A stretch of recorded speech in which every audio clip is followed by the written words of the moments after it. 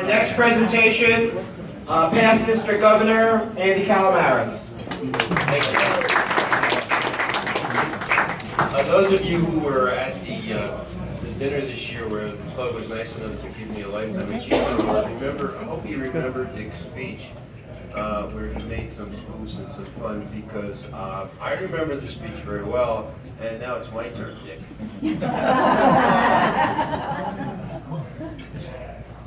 I first met Dick, I can't tell you how many years ago, but he actually came to Rotary for a presentation.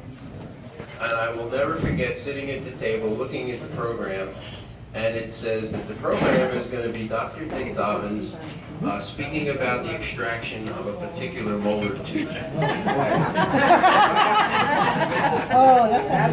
And I said, what the heck is this? I mean, usually we have business leaders, and this, we're going to learn how to take out a tooth. Well, so I sat, and the lunch went by, and they announced the program, and Dick comes walking up with a toolbox, with a hammer, a saw, a few other major tools, and a slide presentation that at the end of the afternoon, or the end of the luncheon, I mean, he had everybody in stitches. I had tears coming out of my eyes. I actually tried to get him to do it a number of years ago, but he said he can't find the slide presentation and he doesn't remember where his hammer is. But that sort of tells you the kind of guy that Dick was.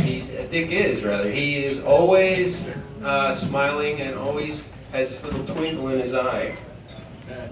But after that luncheon, I said, we need this guy. He's the kind of guy we need to have in Rotary. So I began a campaign to get him to join. That went on for probably over a year. And I would get all kinds of excuses. Dick says this isn't true, but I know it is. I was walking down Park Avenue one day around lunchtime. Dick was walking towards me from the other direction.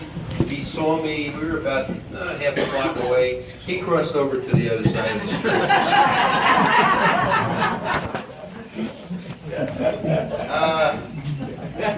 If you remember Dick's presentation, he told you about this dream he had with looking over the cliff, and I'm at the bottom. Well, I remember that I had that dream too. In fact, I had two dreams. The first one that I had was a little bit different than the way he told it.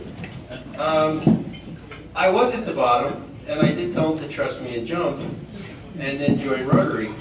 What he didn't tell you was he laughed and gave me the one-finger salute, and that was the end of the dream.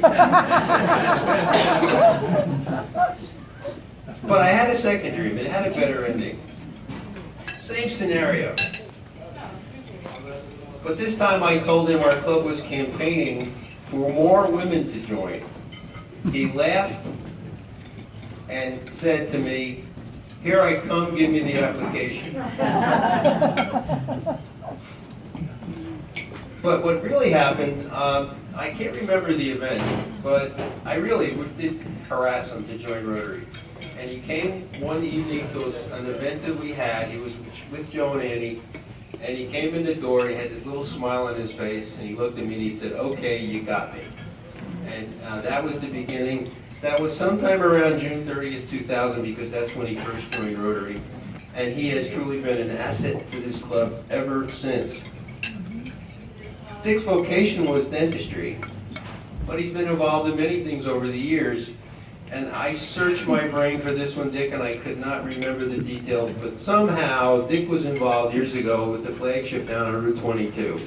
I don't remember if he owned it, he operated it, but he had something to do with the flagship. And I looked through notes and I could not remember, but just to show you the diversity in this guy, from dentistry to, I think, running a nightclub or something, it was quite something. But he's just a unique individual and just always looking to help. When I ran for office a number of years ago as a councilman in Fanwood, Dick came over to me and said, "You going to have any fundraisers? You can use my house." I said, "Dick, you don't even live in Fanwood." He said, "What's that matter?" And sure enough, we did a fundraiser at his house, and we actually raised quite a bit of money. I don't know how many of you know, and I might get the name of this wrong, Dick. Is it the New Jersey Dental Society that you were involved with? New Jersey The name of the group that you founded? Not worth it. New Jersey Dental Research Group. Dick, along with his wife Jo, founded that group and is very well recognized today. And I've told friends of mine who are dentists who know the group, and they're amazed that I know this guy and how committed he was to his vocation. Dick also was a handyman. I don't know, many people don't know that, but when I first got to know him and I was at his house, he takes me down in a workshop, and I like to tinker and putter myself. And he had an amazing number of tools, and the stuff that he had done was mind-boggling. He doesn't do it any longer, but it was just something, again, the diversity of the individual. I don't know how many of you are still on his email list and his joke list, but I always look forward to seeing a joke or an email from Dick and whatever the subject is.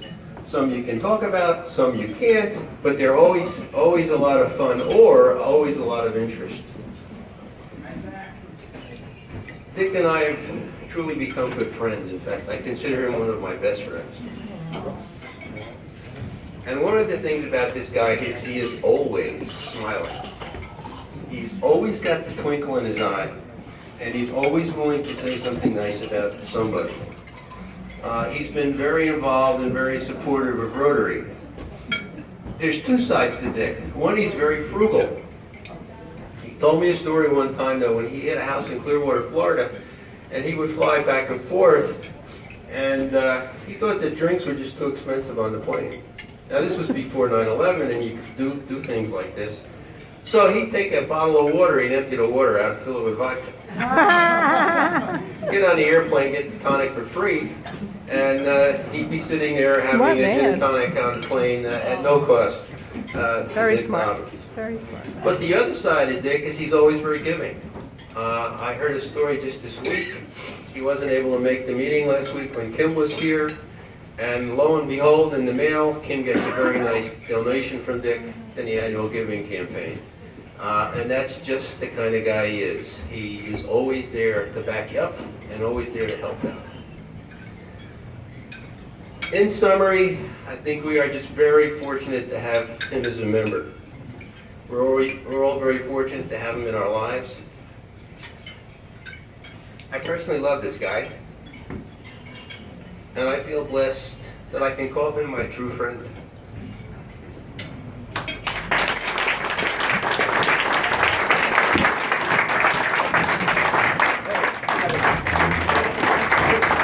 I forgot the major part of this.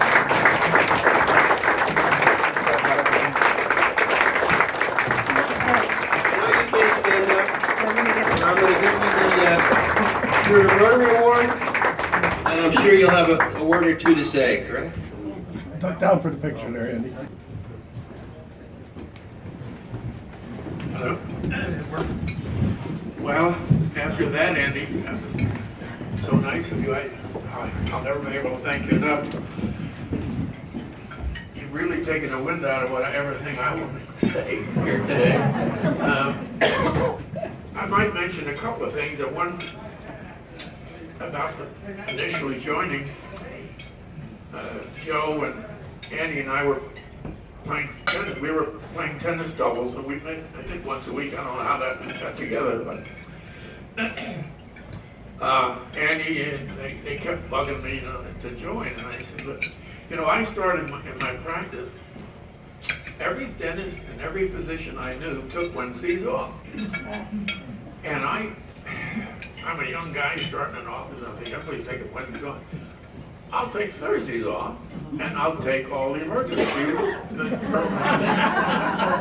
Smart man. It paid off. It paid off to the point where I really liked it. I liked Thursday splitting up my week better, so that was it. And so Andy and Joe would say, well, I said, well, you meet on Wednesdays, don't you? Yes. I work on Wednesdays. Well, I used that one for a long time. I got away with it for a long time. Until they finally trapped me in. I changed, I think when I changed my schedule, they got me and I went in. Another thing, and joined this wonderful club. Another thing is about the New Jersey Dental Research Group. And that was a bunch of young guys who wanted to improve on themselves. And we did. We would get speakers that come in to speak to us instead of us going to speak to them. So we could sit there and nail them and talk to them first to first about any of these problems that we were with in all different types of dentistry. Well, we decided that when we heard about the Academy of General Dentistry in Chicago, which is a national organization, and New Jersey was not a member of that. So we decided that we like you couldn't be a member of the Academy of General Dentistry if you didn't show that you had taken at least 50 hours of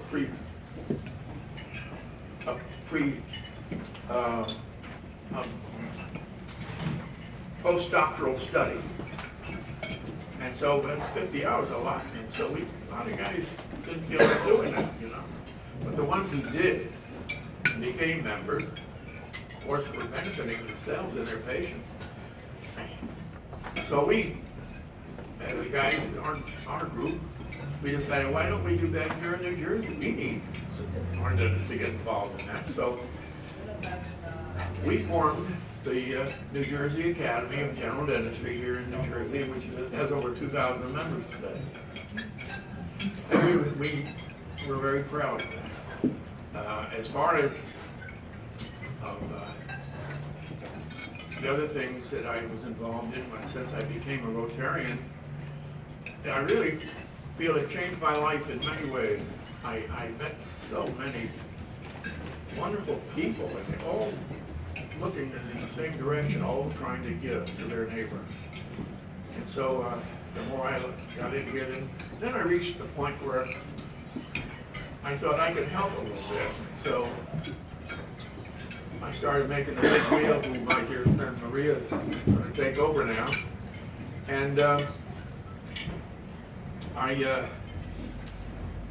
was it? Other things that I did, great things that I did. Big wheel. Oh yes, I became the plaque man. The plaque man.